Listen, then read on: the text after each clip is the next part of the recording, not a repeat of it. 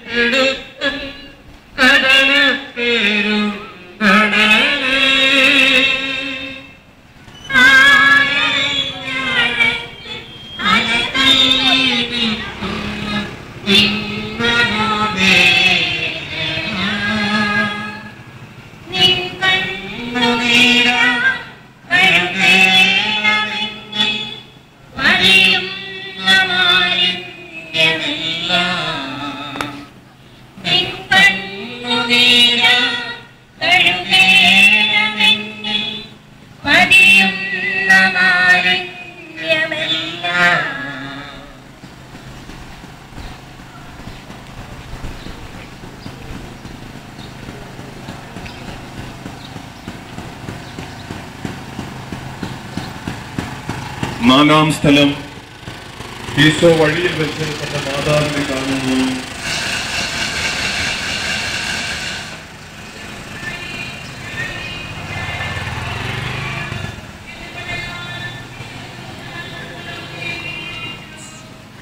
കുരിശുയാത്ര മുന്നോട്ട് നീങ്ങുന്നു. ഇതിലെ സങ്കടകരമായ ഒരു ഭൂമിക്കാഴ്ച